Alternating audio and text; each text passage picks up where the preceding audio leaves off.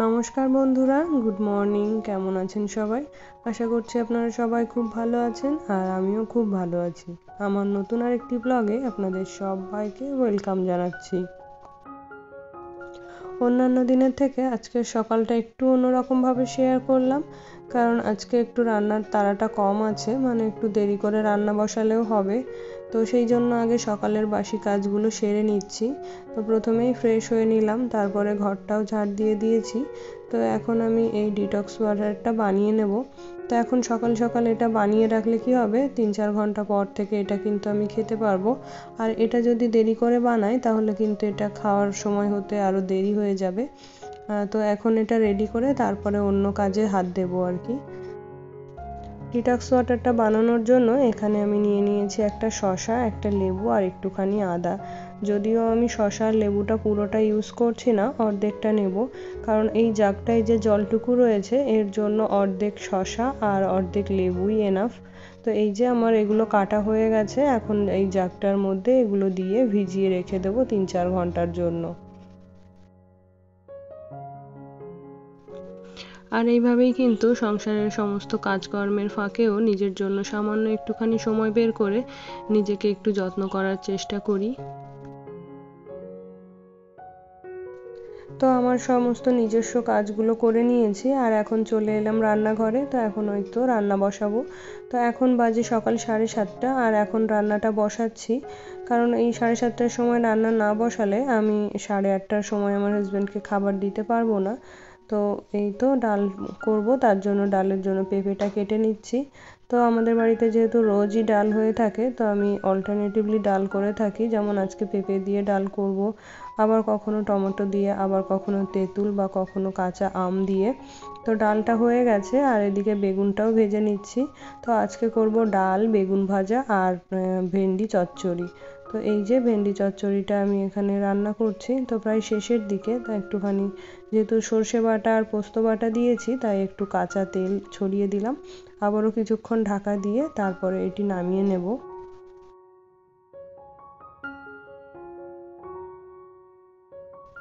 এই তো রান্না বান্না কমপ্লিট হয়ে গেছে, মানে সকালেরটা আর কি। আর এদিকে আমার হাজব্যান্ডকে খেতে দিয়ে দিয়েছি, তো ওইদিকে খাচ্ছে আর ওকে একটু জল দেবো আর কি, জলটা দেওয়া হয়নি। তো সকালে আমি ততটুকুই রান্না করি যতটুকু সকালে প্রয়োজন হবে। সমস্ত রান্না কিন্তু একসঙ্গে কমপ্লিট করে নিই না, কারণ রান্না কমপ্লিট করে রান্নাঘর থেকে বেরোতে গেলে অনেকটা লেট হয়ে যাবে। তারপরে ছেলেকে ঘুম থেকে তুলতেও দেরি হয়ে যাবে, ওকে স্কুলের জন্য রেডি করা থাকে। তো সমস্ত কাজ কমপ্লিট করে হাজব্যান্ডকে অফিসের জন্য রেডি করে দিয়ে ছেলেকে স্কুলে পাঠিয়ে দিয়ে তারপরে আর কি দুপুরের রান্নাটা করি। তো এখানে কালকে রাতে কিছু ফল এনেছিল, সেটা ফ্রিজেই সেইভাবে রেখে দিয়েছিলাম, বের করা হয়নি। আমাদের বাড়িতে এই লেবুটাই কিন্তু বেশি আনা হয়, কারণ আমার হাজব্যান্ড আর ছেলে দুজনেই লেবু খেতে ভীষণ পছন্দ করে। আর সিজনাল ফল যদি আমি বাড়ি থেকে কিছু বলে দিই তাহলে সেটা আনে, তাছাড়া এই লেবু আর আপেলটাই বেশি আনা হয়, আর কলাটা। তো এই যে এখানে আজকে এনেছে লেবু, আপেল আর শসা আর কিছু আঙুর। তো আর ওই যে অরেঞ্জটা, ওটা কিন্তু আমার ছেলেকে ওর মনি, মানে আমাদের পাশের বাড়ির এক ননদ, ও দিয়েছে খেতে আর কি। তো এখনো ওকে দিইনি খেতে, ওখানেই রেখে দিয়েছি। আর আঙুরগুলো যা এনেছে, এমনি আঙুরের কোয়ালিটি ভালো, কিন্তু একটু পুরনো আর কি, সব ঝরে যাচ্ছে। এই তো ফলগুলো গুছিয়ে নিলাম, এবার আমার হাজবেন্ডকে কিছু ফল কেটে দেব। তো ওই যে বললাম লেবু খেতে ভীষণ পছন্দ করে, তাই ওর জন্য লেবু কাটছি আর আঙুরও দেবো 2-1টা।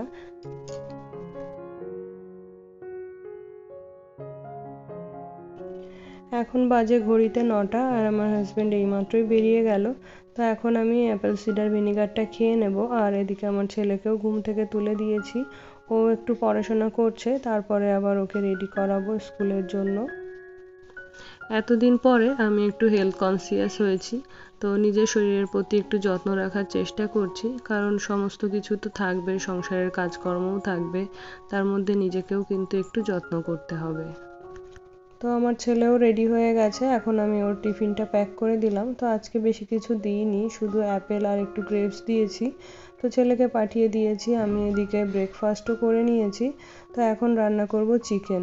তো এই কড়াইটা আমি নতুন নিয়েছি, তো খুবই ছোট হয়ে গেছে বুঝতে পারছি। এটা ওই টুকটাক কিছু করার জন্য ব্যবহার করতে হবে। আরও একটা বড় দেখে কড়াই আমাকে কিনতে হবে, না হলে এই যে এতটা করে মাংস এই কড়াইয়ে কিন্তু রান্না করা সম্ভব নয়। তো যদিও আজকে রান্নাটা শুরু করে ফেলেছি, তো এই কড়ার মধ্যেই কমপ্লিট করব ভাবছি।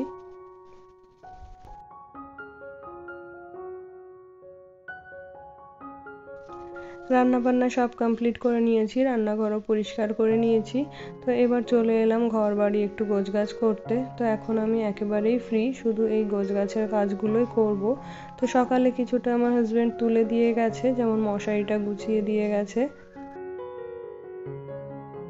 সকালবেলা উঠে যদি বিছানাটা তুলে নেওয়া হয় তাহলে কিন্তু মনে হয় যে অনেকটা কাজই গুছিয়ে ফেলেছি, কিন্তু আমার যা রুটিন সেই রুটিন ওয়াইজ কিন্তু এই কাজগুলো আমার আগে কখনোই করা হয় না। ওদেরকে সব কিছু ঠিকঠাকভাবে গুছিয়ে দিয়ে তারপরে এই যে সমস্ত কাজ কমপ্লিট করে এবার এই ঘর বাড়ি গোছানোর কাজগুলো আমাকে করতে হয়। তো বেডরুমটা হয়ে গেছে, আর এখন চলে এলাম এই স্টাডি রুমে। তো এখানেও আমার ছেলে যে পড়াশোনা করেছে, তো বইগুলোও সব ছড়ানো ছিটানো রয়েছে, ওগুলো গুছিয়ে নেব। আর আজকে ভাবছি এই ঘরের বেডশিটটাও একটু চেঞ্জ করে দেব। বেশ অনেক দিন হলো বেডশিটটা পেতেছি, তো আর চেঞ্জ করা হয়নি। আর এই ঘরে যদি একটু ভালো বেডশিট দেওয়া হয়, যেহেতু এখানে পড়াশোনা করে, তো সেই বেডশিটে আঁকি বুকি করে বেডশিটটা একেবারেই নষ্ট করে ফেলে। তার জন্য আমি কিন্তু খুব ভালো বেডশিট এই ঘরে ইউজ করি না। বাবাই যখন একটু বড় হয়ে যাবে, যখন বোঝা শিখবে, তখন হয়তো ভালো বেডশিট ইউজ করতে পারবো। বিয়ের পরে যখন এই বাড়িতে প্রথম আসি তখন কিন্তু এই বেডটাতেই আমি ঘুমোতাম, কারণ এই বেডটা ছিল আমার হাজবেন্ডের। আর একদিন কথায় কথায় আমার বিয়ের আগে ওকে ওর রুমটা আমি শেয়ার করতে বলেছিলাম, তো আমার সাথে ওর রুমটা মানে রুমের একটা ফটো শেয়ার করেছিল। তো তখন দেখে আমার ভীষণ পছন্দ হয়েছিল, খুব সুন্দর গোছগাছ করে রাখতো একদম পরিপাটিভাবে। আমার থেকেও ও বিছানাটা কিন্তু সুন্দর করে গুছিয়ে রাখে, আগেও রাখতো আর এখনও রাখে। ও যদি বিছানার এক দিকটাতে শুয়ে থাকে, অন্য দিকটা কিন্তু যেরকম টান টান থাকে সেরকমই থাকে, একটুও গোটায় না। তো যদিও এই গোছগাছের কাজগুলো আমি ঠিকঠাকভাবে পারতাম না, আমার হাজবেন্ডকে দেখে বা আমার শাশুড়িকে দেখে শিখে নিয়েছি আর কি। তারপরে পেরিয়ে গেছে অনেকটা সময়, আর এখন হলো সন্ধ্যাবেলা। আমি এদিকে সন্ধ্যাও দিয়ে নিয়েছি। আর সন্ধ্যাবেলা হলেই আমার ছেলে কিন্তু এটা ওটা খেতে বায়না করে। তো ও আজকে বলছিল যে চাউমিন খাবে, আর এদিকে আমার হাজবেন্ডকেও ফোন করেছি, ও বলল যে তাড়াতাড়ি ফিরবে। তো এখানে সবার জন্য চাউমিনটা সেদ্ধ বসিয়ে দিলাম, আর একটুখানি তেলও দিয়ে দিলাম যাতে চাউমিনটা একটু ননস্টিকি হয়। আবার চাউমিন সেদ্ধ হওয়ার সময় যাতে উপচে জলটা বাইরে না গড়িয়ে যায়। তো বেশি সবজি দেব না, সবজি দিলে কিন্তু আমার ছেলে খেতে চাইবে না। তো একটুখানি পেঁয়াজ দিয়েই করব, আর ওই সসগুলো হয় ওগুলো দেব। তো চাউমিনটা এখানে সেদ্ধ হয়ে গেল, আর এখন এটাকে আমি ড্রেন করে নিলাম। তো এখন একটু ঠান্ডা জল দিয়ে দিচ্ছি যাতে করে বেশি সেদ্ধ না হয়ে যায়। তারপরে এই যে তেলে একটুখানি নুন দিয়ে দিলাম। তো এখন এই ডিমটাও ওই তেলের মধ্যে দিয়ে দিলাম, যাতে করে ডিমটা আলাদা পাত্রে আর গলতে হলো না। আর ওই তেলের মধ্যে নুন দেওয়ার কারণে ডিমটাতেও কিন্তু একটু নুন হয়ে গেল। আর এই তো ডিমটাও ভাজা হয়ে গেছে, পেঁয়াজটাও হালকা করে ভেজে নিয়েছি। এবারে ওই তো সেদ্ধ করে রাখা চাউমিনটা এর মধ্যে দিয়ে দিলাম। তো এর মধ্যে এখন দিয়ে দেবো সস। এই সসগুলো দিলে না একদম দোকানের মতো ফ্লেভার আসে। তো এই ফ্লেভারটা আমার কিন্তু ভীষণই ভালো লাগে, আর আমি ওই জন্য যতবারই চাউমিন করি এই সসগুলো অ্যাড করি। তো এখানে দিলাম একটু চিলি সস, সয়া সস, আর দিচ্ছি একটু টমেটো সস। তো এবারে এটাকে ভালো করে মিশিয়ে নিয়েই সার্ভ করে দেব। তো আজকের ব্লগটা এখানেই শেষ করছি, দেখা হবে নেক্সট ব্লগে। সেই সঙ্গে সবার সুস্বাস্থ্য কামনা করে আজকের মতো বিদায় চেয়ে নিচ্ছি। ধন্যবাদ।